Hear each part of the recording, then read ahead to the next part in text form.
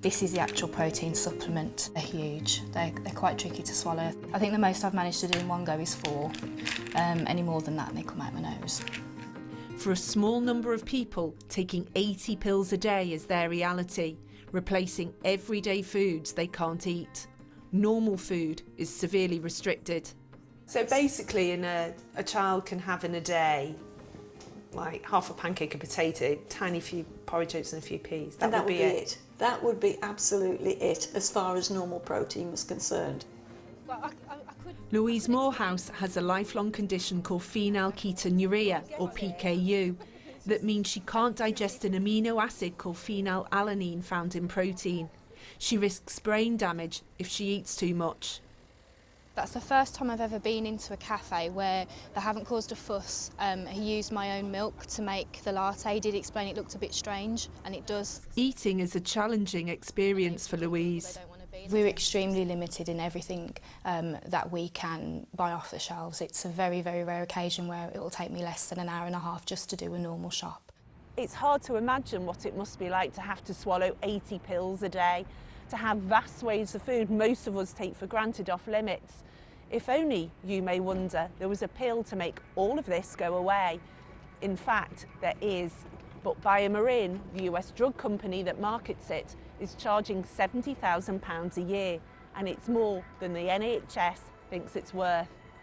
BioMarin, a leading developer of innovative biopharmaceutical therapies, has developed Kuvan, the first and only... Drugs developed for people with rare conditions are known as orphan drugs. Because they help a small number of people, few had ever been developed. Then in 2000, the European Commission introduced incentives and ruled that anyone who developed an orphan drug could enjoy up to 12 years of market exclusivity. And it's also got a... This is from one US TV programme for investors. I'm a big fan of these orphan drugs, in part because they always command very high prices. That's really the only way companies will bother spending the money to develop cures for diseases that only affect small groups of people. By its very nature, this is a business that doesn't have a lot of competition. BioMarin has developed Kuvan, the only available prescription medication for PKU that targets the underlying deficit of the disorder. It's often argued that drug companies need to recoup money spent developing vital drugs. But BioMarin did not start Kuvan from scratch. In fact, a similar compound was developed by a laboratory in Switzerland 40 years ago. It was then researched and used and licensed as a treatment for PKU by many doctors. BioMarin bought these data in 2004. And do you think the costs that they are charging are excessive? Well, of course they are. This isn't a drug that BioMarin developed, though they produce it now. And I think that we really need to see some real serious movement from them so that we can make the drug available. Critics say the high price of orphan drugs across the board does not always reflect the amount of effort companies have had to make to generate new drugs. We did one piece of work where we identified that 40% of orphan drugs are actually repurposed. That is, they've been previously used for other purposes before they were then granted orphan status.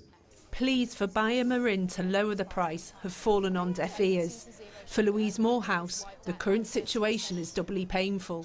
She has seen the promised land. For 3 years, she was a guinea pig for BioMarin, taking Kuvan as part of a trial. I took part in the trial because I just thought, wow, if this works, it's just going to change lives. And basically, what the Kuvan allowed me to do was to eat a normal diet, a completely normal diet. And it was almost like someone had opened curtains on my life. Normally their coffees are very, very nice, but I have to have them black, so I've just ruined it by putting that in. But when the trial ended over 10 years ago, BioMarin stopped providing Louise with the drug. This is despite global medical ethics agreements saying when a clinical trial is finished, a participant should be able to keep taking a drug if it's beneficial. Louise is not the only one. Newsnight knows of 7 other trial patients not on Kuvan. When we asked BioMarin what was going on, they said any ex-trial patients should apply for treatment. For Louise, there's hope. And they have said effectively that... When we told her what BioMarin had said, this was her response. And you should have it. I don't know what to say. That's just crazy. Wow.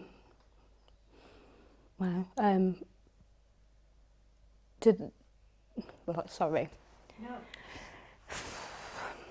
Lots of things would be very, very different for me right now if I'd have been able to continue with that drug, because, as I said before, I felt like I was me and that I was doing everything to my full potential.